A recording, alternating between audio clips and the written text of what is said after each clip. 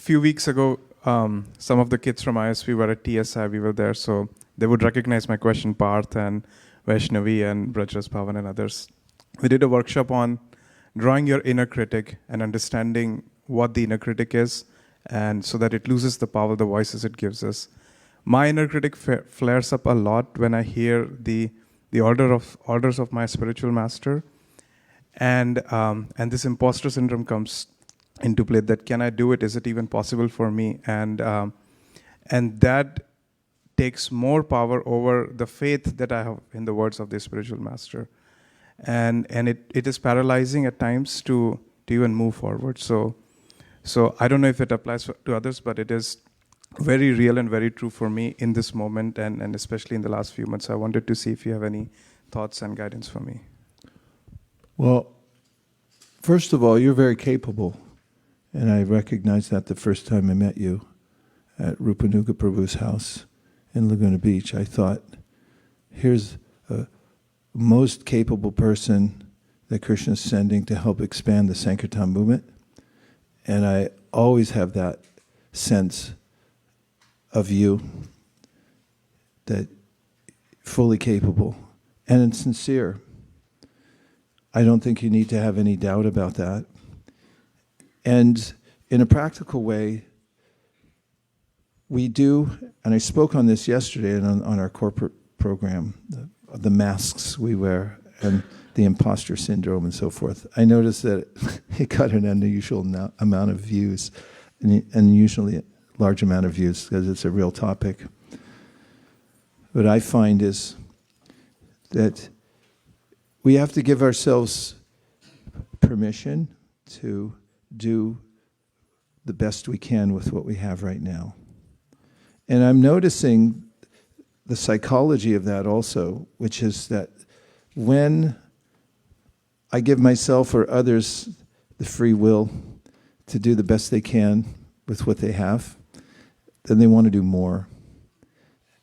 There is sometimes an expectation we have on ourselves that is unrealistic, or we don't really know who we are, what we look like, and how we're doing. It's helpful to have those around us who can assure us that we're doing okay, we're better than okay. And it's also helpful to remember the encouraging statements that Prabhupada makes and Krishna makes himself, that, okay, start with, I'm a human. Are you human? Say yes. Yes. You can cheer up because Krishna likes you. It says there in the 11th canto that of all the species of life, Krishna especially likes the humans because they have so much potential. I mean, he likes everybody, but... And then, if you're in devotional service, you can consider that Manushyanam sahasreshu kashid yatiti siddhaye. I'm in a very rare position. And if you can learn to appreciate where you are right now and all the assets that you've been given, you get a spring in your step. And it's less likely that you'll be overcome by this high expectation you have on yourself or you think other people have on you.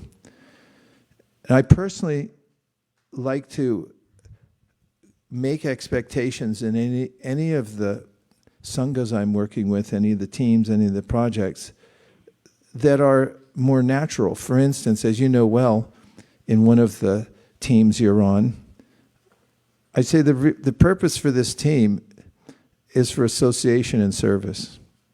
Do I not say that regularly? And how do you feel when you find out that's what it's about?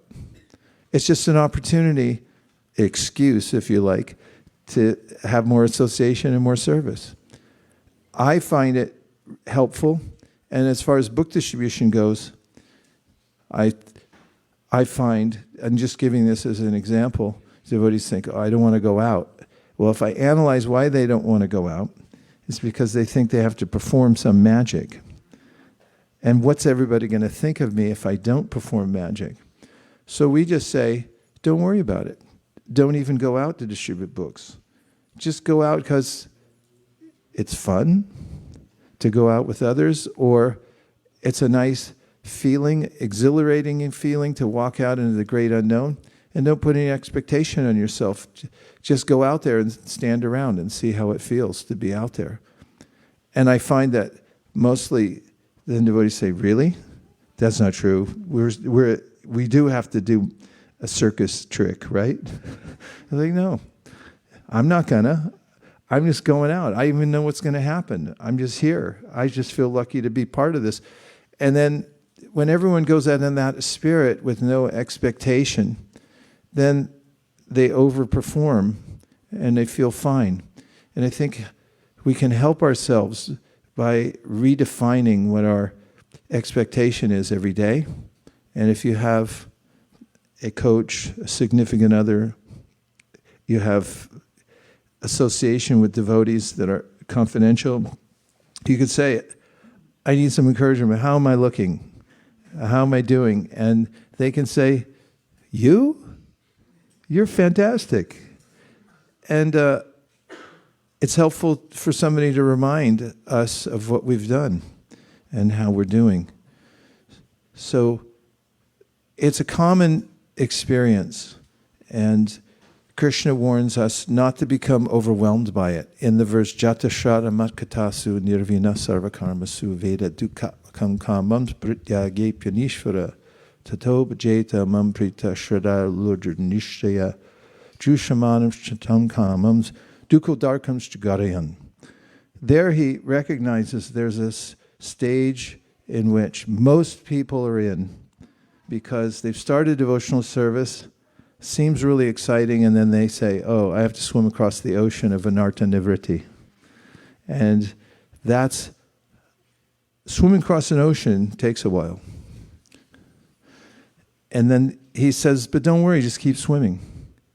Even if you don't have the power to do what you think you should be doing, keep swimming. And then he says, at the end, Dukho Darkams to Garayan.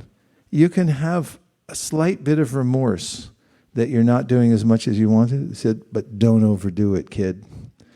Because you can talk yourself right out of it. You could say, oh, I'm the worst of this and that. And Prabhupada answered, you're not the worst of anything. Don't get ahead of yourself. Just be a natural person and be happy and go on with your service and everything's going to be okay. There's sections where Prabhupada says, if all you do is stay alive, just take a little prasadam and finish your hearing and chanting. Live out your life.